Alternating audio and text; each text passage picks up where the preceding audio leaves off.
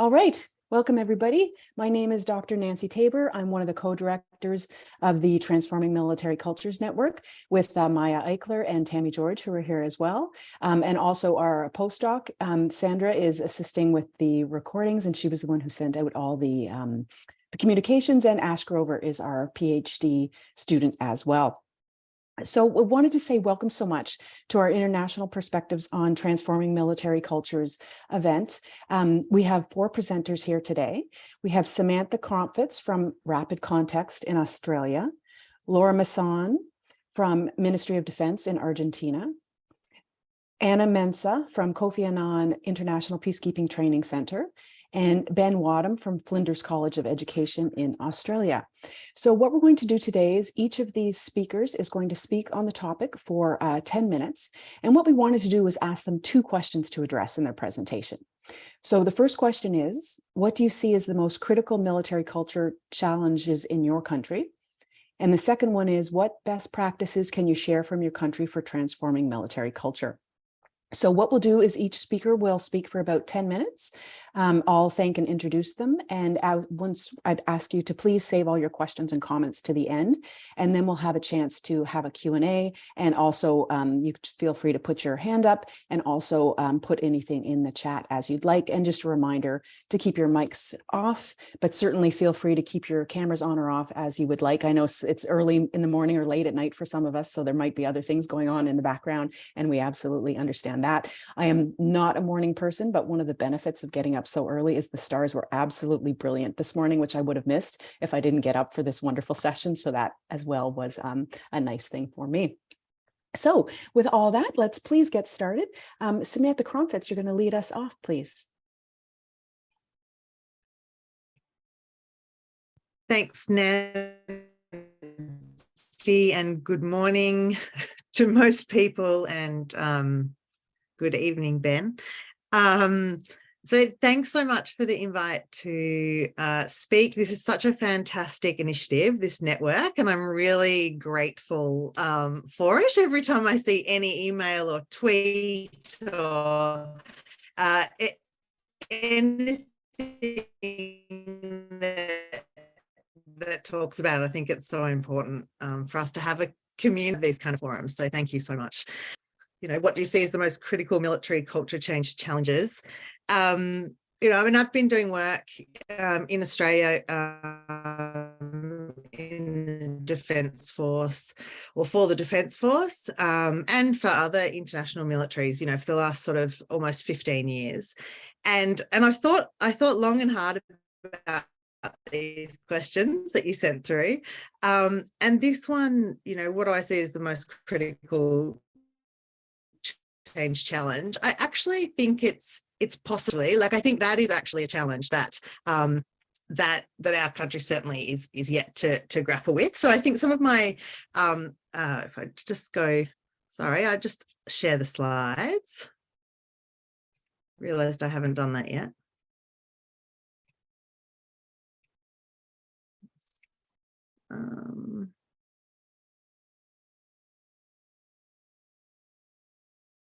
Sharing? Yes, thanks. We can see them. It's not in full screen though mode if you want to put it in slideshow mode. Hey, right. If not, it's okay as it is. That's great. Okay, we'll just leave it there. Yeah. Yes, I think some of the tensions around, or some of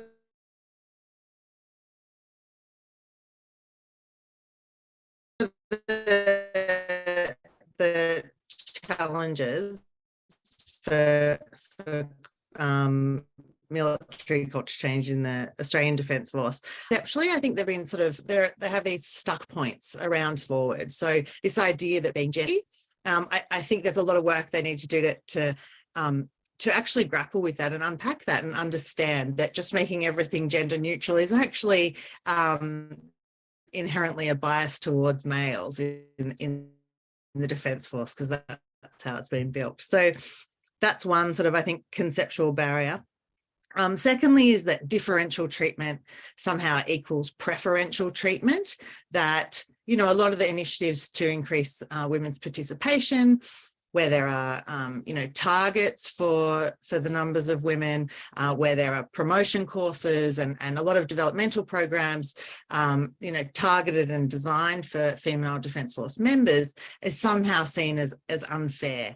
And I think that is also, that's a challenge, that thinking, and the inability for the organisation to address that backlash in a way, is a challenge.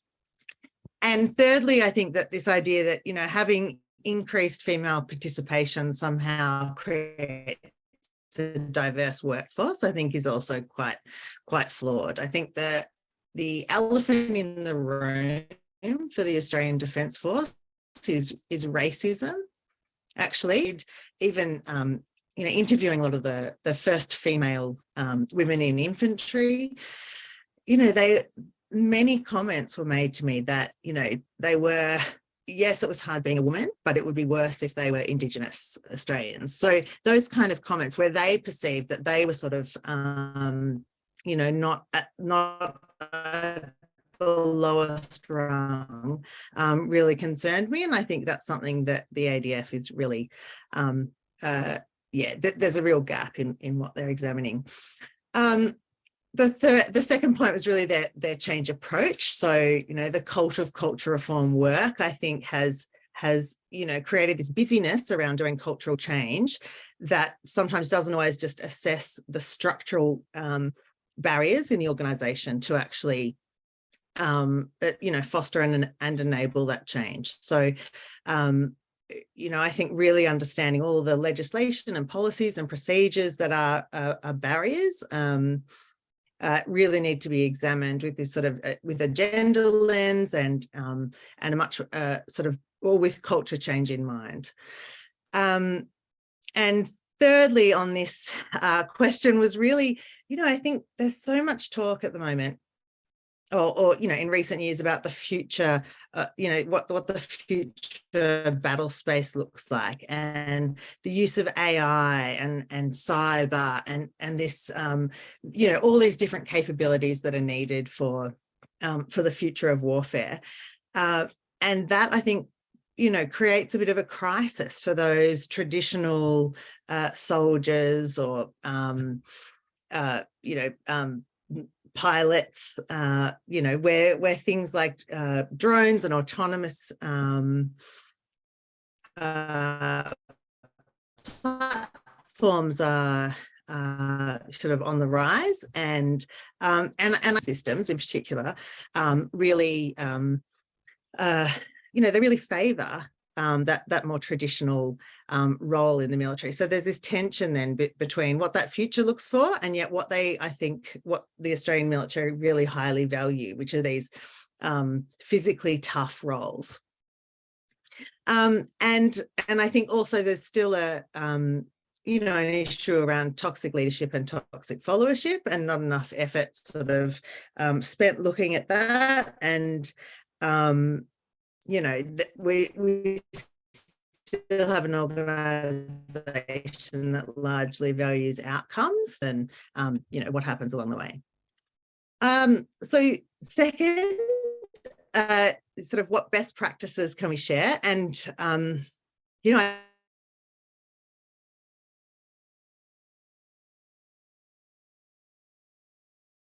such little evaluation. Strategies or activities that transform military culture, that it's really hard to know what is best practice. But I think, a couple of things that have really been positive for the Australian Defence Force have been really embracing an action research approach in many of in a lot of the work that they do, and really valuing qualitative work to inform, policy development, for example. Secondly, I think really now sitting on promotion boards, and I've sat on a few sort of star-ranked promotion boards for Army, and really just looking at the way now that how they select leaders has definitely changed. Looking at emotional intelligence, looking at their breadth of experience rather than a very narrow experience. I think this has been so that promotion process, certainly in Army, they spent a lot of time looking at that and really wanting to change it and make sure that they appoint leaders who are aligned with the sort of cultural ambitions of the organization. And lastly, I think what the ADF have done really well is set up things like SEMPRO, so the Sexual Misconduct Office, and having a really strengthened complaints handling process. So those have been really valuable and I think created some really evidence-based change. Yeah, so I think that's definitely my time. And I think lastly, I mean, I think on all of this, what is missing certainly for the ADF is just having any kind of underpinning theory of change around the change. So there's this, plethora of initiatives and strategies and forward work plans and everything else around challenging some of these cultural issues, but not the work done to really understand how investing in those initiatives or activities will lead to that desired change, or even in articulating what that actual desired future culture looks like. So yes, we all have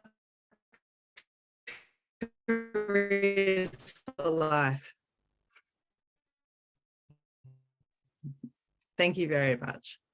That's wonderful. Thank you so much, Samantha. It's very interesting. It's fascinating, and all the ways in which that connects to some of the things that we're experiencing in the Canadian context. And so I know a lot of the Canadians on the call, I'm sure, will be quite interested in having a conversation with that about the end. So thank you so much for starting us off.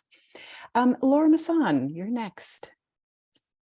Thank you, Nancy. Thank you all. I will share my screen.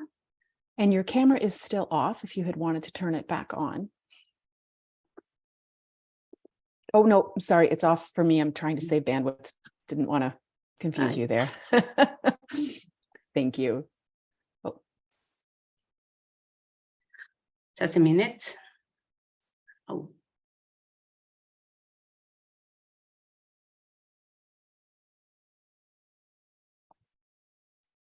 Looks like it's coming up. There it is. So if it's not in slideshow mode yet.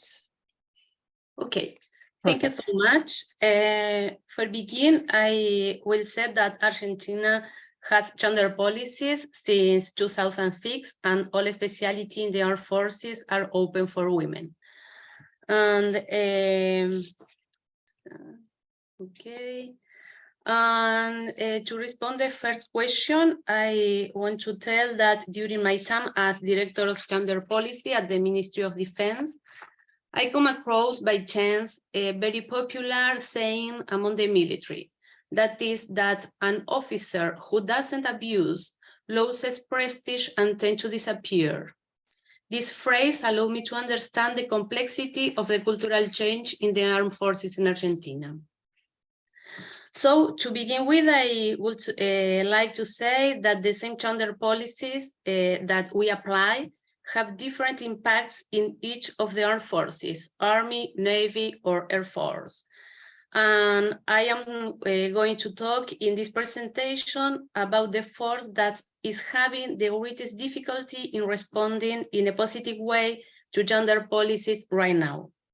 In this regard, the most important challenge is to achieve cultural change in an aspect of the institution that remain poorly controlled by the authority.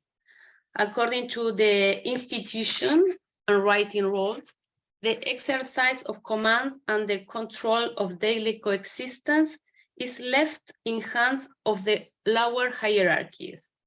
For example, in officer training schools, authority is left in the hands of senior cadets, and these remain relatively uncontrolled by the authority.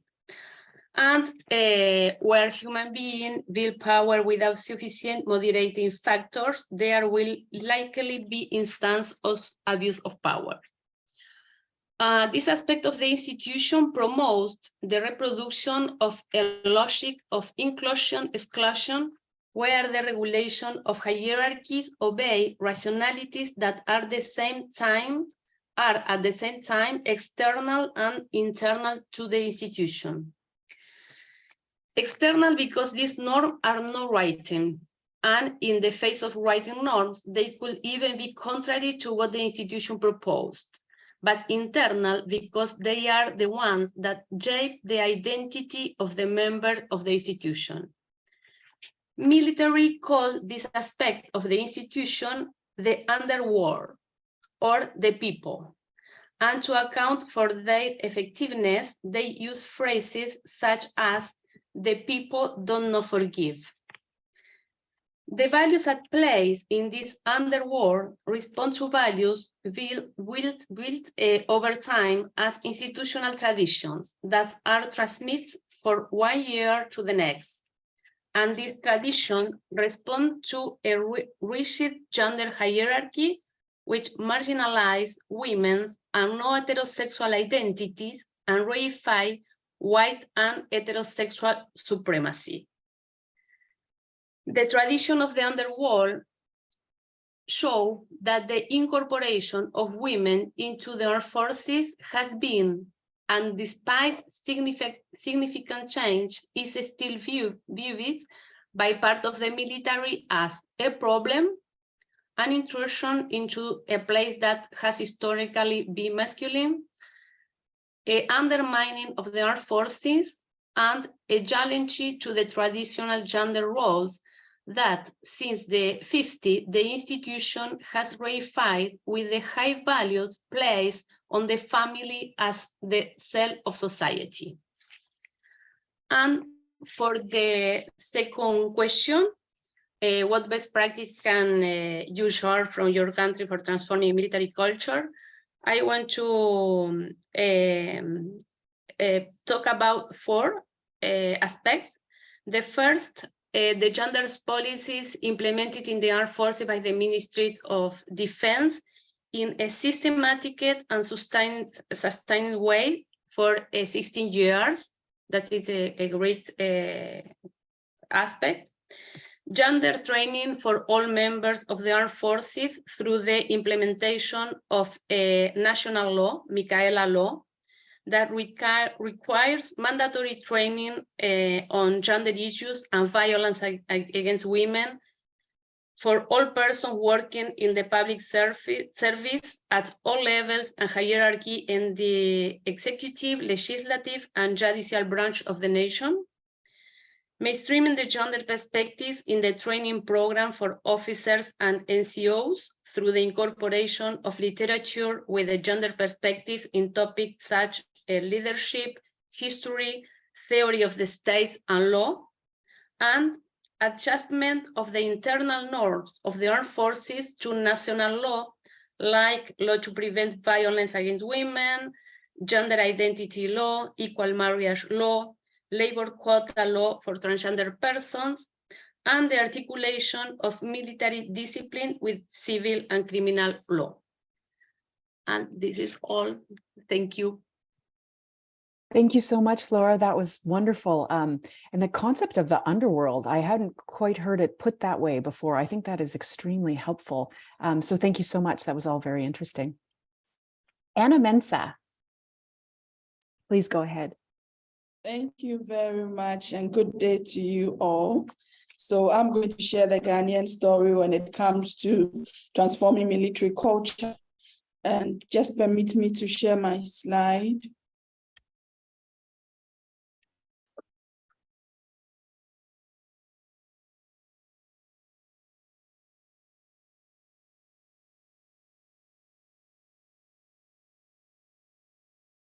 That's great. Thank you. We can see it.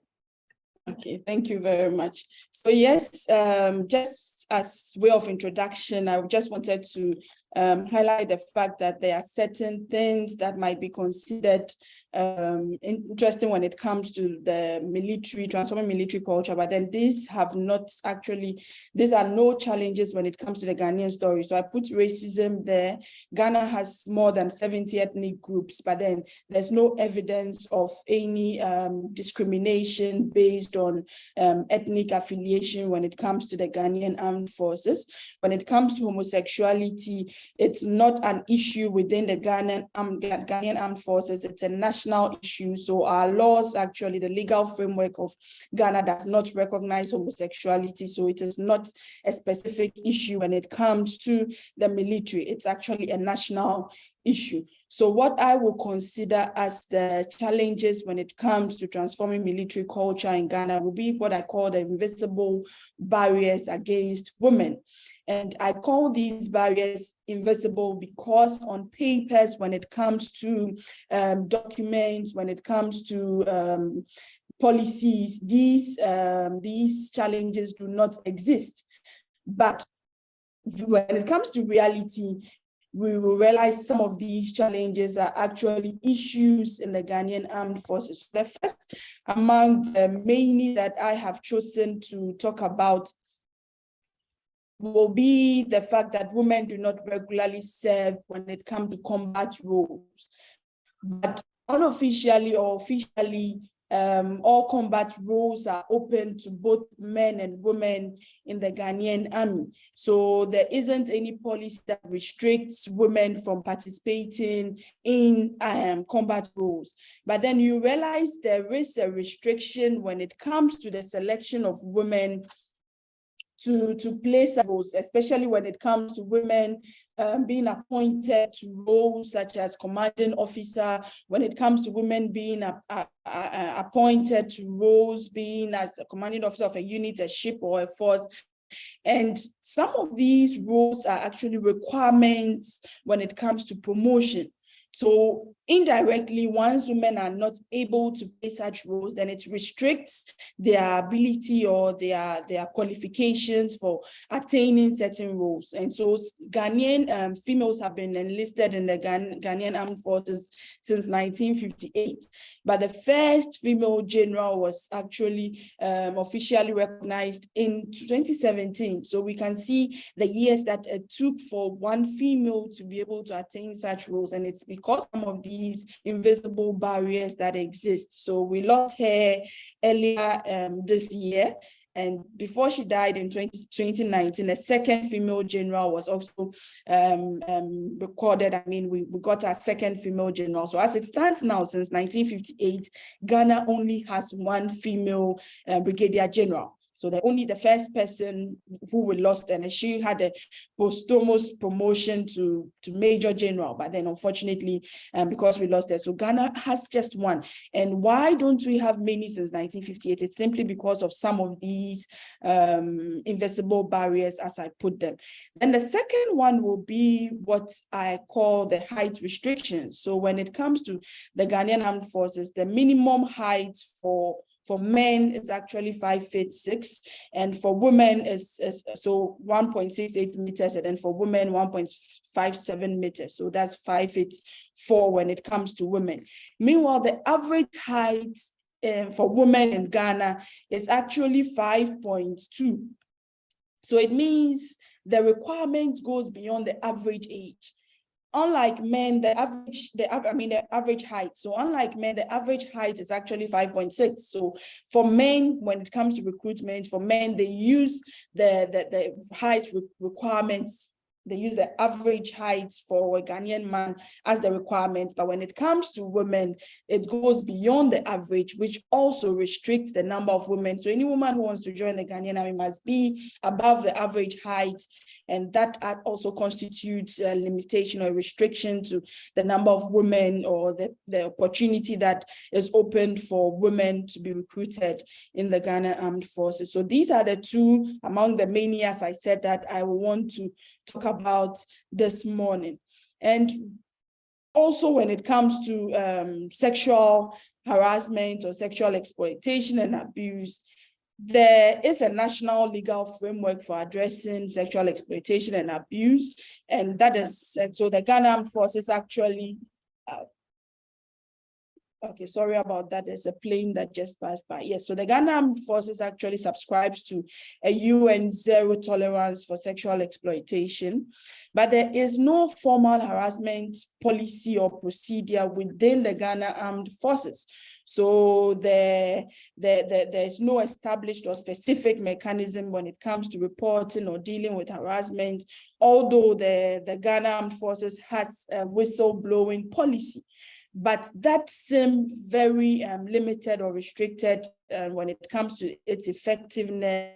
And so consequently, you realize there hasn't been any public scandals related to sexual harassment. And this is simply because, not necessarily because things are not happening, but because the channels of reporting, because the mechanisms in place do not promote such incidents for being reported. And so there's a gap between the principles and then the practice. There's a gap between having a zero tolerance policy and then being able to implement or ensure that victims have that possibility of reporting and then it's being followed up without any consequences on those who face such abuses. So basically that is it. And when it comes to the best practices, we realize, yes, when it comes to deployment of women in peacekeeping, I'm not sure if it's because we want the international community to see a different projection of what goes on in reality. So when it comes to the deployment of women in peacekeeping, we know Ghana is one of the leading troop contributors when it comes to UN peace operations, and then they've made a lot of strides when it comes to increasing women participation in UN operations. So that is actually something that is commendable. So Ghana has actually reported to achieve 15% of women participation when it comes to UN peacekeeping operations. And then as of 2020, we already had 15% of women being deployed, and then 23% of women being deployed for military observers and staff officers. So based on that, you realize Ghana has already achieved the UN gender parity target in troop and military contributions for 2028. And that is when it comes to the numerical representation of women deployed. So that is one of the things that we'll consider as the best practices here. And also the establishment of women role models and trailblazers. So it's one of, there was a study that was done, I think somewhere in 2020. And this study actually brought out the fact that women, when you go to the Ghanaian Armed Forces, every woman actually has a role model who she looks up to. And this is quite interesting because that is where they get to mentor them. That is where they get to. So although this is not something that was official, you realize, I'm not sure if maybe it's due to that the report doesn't actually bring out how this role model system is established. But so that is why I call it an informal something. But it plays an important role in helping the women to be able to overcome some of these invisible barriers, to be able to push them to also attain, despite the restrictions, despite the challenges they face, to be able to move forward and be able to grow in the army, be able to find that place as a home. And I think it's one of also the things that I'll consider as best practices, because it encourages the women to be able to not just participate, but to also be able to advance in their different roles and responsibilities. So in short, or in conclusion, I'll say we have a long way to go, because yes, when we compare to places like the Canadian story, where abuses or such things are able to find their way into the public domain, and that actually brings about certain changes. The Ghanaian story is not like that. When there are investigations or inquiries, we realize there will be so many different types of scandals, but they are being sheltered, they are being hidden, and there's a long way to go. But yes, we recognize the little steps of success that are being taken, and I think we can share more examples during the Q&A sessions. Thank you very much for your attention. Thank you so much, Anna. That was very interesting. And I know really like what you said about the differences, and I think that connects to Canada as well, between what's on paper and what's in practice, and that officially women or other people might be equal on paper, but that doesn't always weigh out in practice. So thank you so much for that. Ben Wadham. Thank you, Nancy. I'll share my screen.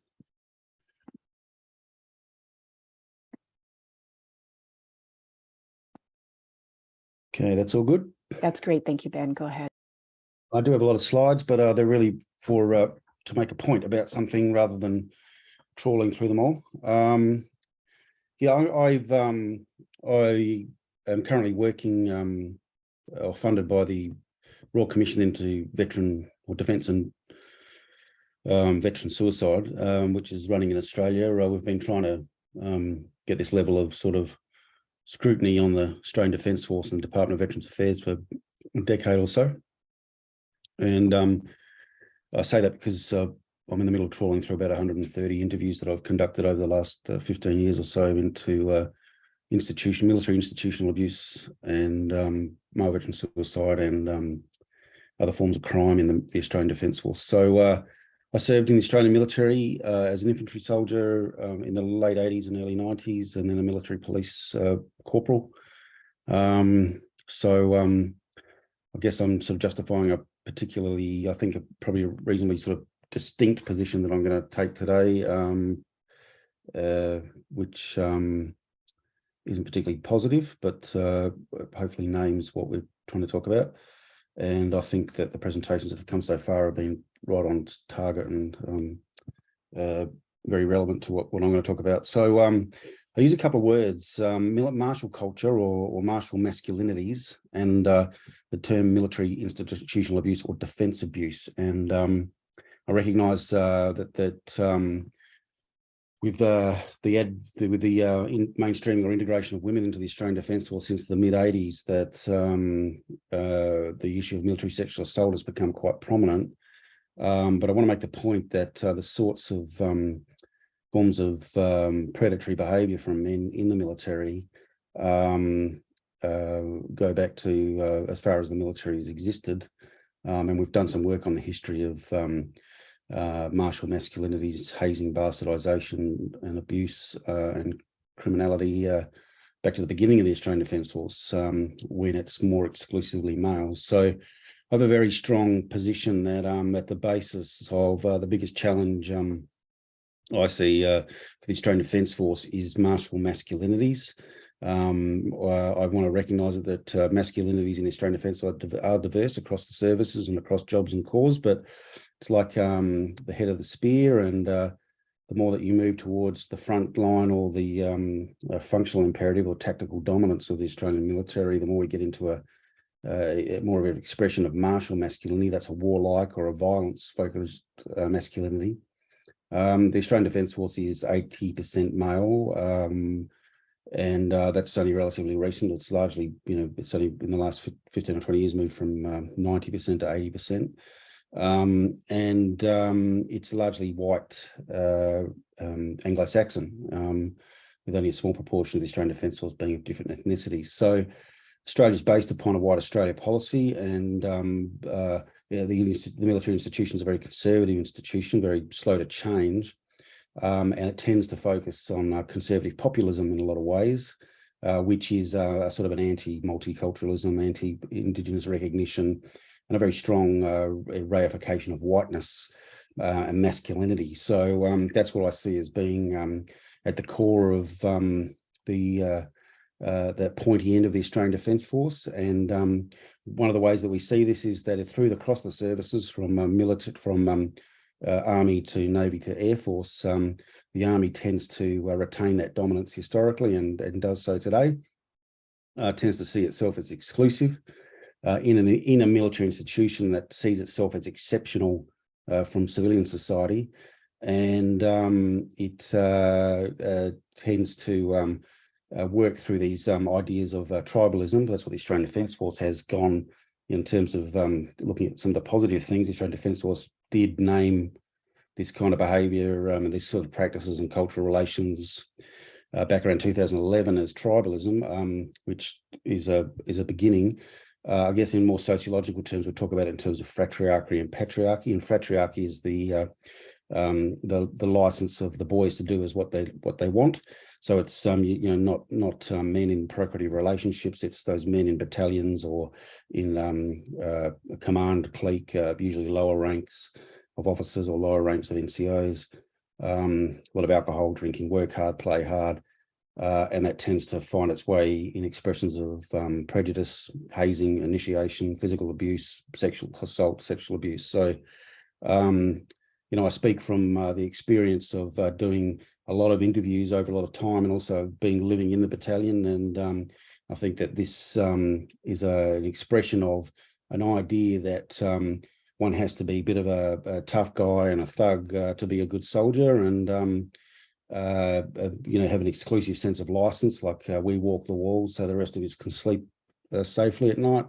And I think that plays out in ways which express real prejudice and abuse and discrimination across particular parts of the service. I think the institution is structured that way anyway.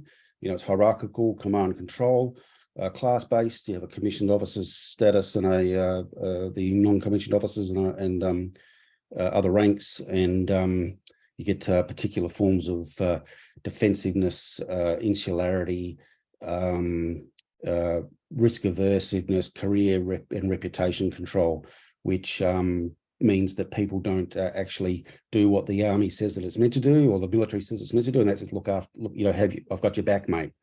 And that is a real, when anything, I have kind of a saying out of all the research I've done is that you're a good bloke until you're not. And so when you register difference of whatever form, race, sex, gender, whatever, or your eyes could be crooked, depends on the context, that discrimination goes into full throttle. And that's why we end up with, that's one of the key reasons we end up with veteran suicide in Australia, and I would argue across the board. So I talk about military institutional abuse or defence abuse rather than just military sexual assault, because I want to bring in kind of a more of a universal term to include hazing and initiation rituals. Very, very big in training institutions, fourth class training, bastardisation, beasting, depends what country you come from, there's different words for it.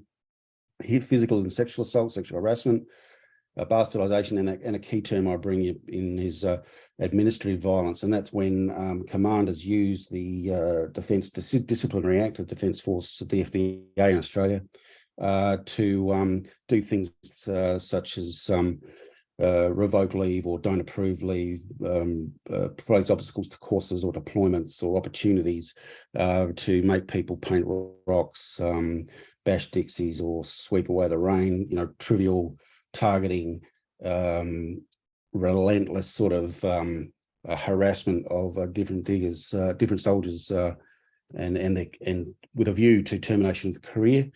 I think it's also the basis of what I call the second assault, which is when someone does report through sexual assault or any other kind of prejudicial behaviour, rather than forms of support moving in to look after the people and to remedy the situation, the victim becomes targeted again through this administrative violence, and the institution attempts to rid themselves of the virus as they see it. So there's been 45 cultural inquiries into this sort of behaviour and culture since 1913, 35 since 1970, and they cover these sorts of issues here, and a number of scandals, from sex scandals to on Navy ships when we bring women into those sort of male-dominated environments, to the Royal Military College where we train officers. So you've got Kingston in Canada, Australia we've got Duntroon, the Australian Defence Force Academy, and we've had reviews into allegations of physical sexual assault, and we have the Royal Commission at the moment. And we'll see the time ticking, so I hope you can read that. But these are the lists of inquiries. So this is where my slides get a bit onerous, but I just want to quickly just sort of slowly just sort of push through these just to show you the amount of money and the amount of effort we've put into trying to, well, I wouldn't say trying to fix this, but into addressing it, because it's a civil military relations issue. The incident becomes, the more that we progress from the 1970s onwards through journalism and other forms of independent scrutiny, this sort of culture starts to leak from defence, and then you end up with governments and civil society getting angsty, and you get a whole range of reports and inquiries going. The amount of money that's gone into this, I call it about commanding men, governing masculinities. We put so much money into managing the way in which groups of men in different jobs and different roles and levels work. It's very expensive for the taxpayer, and one of the key things that even Defence have recognised is they tend to manage these inquiries, many recommendations, but they tend to manage them administratively. They have no real sense of cultural change, as I think Sam was sort of pointing to. There's no real kind of theory of change in the Australian Defence Force.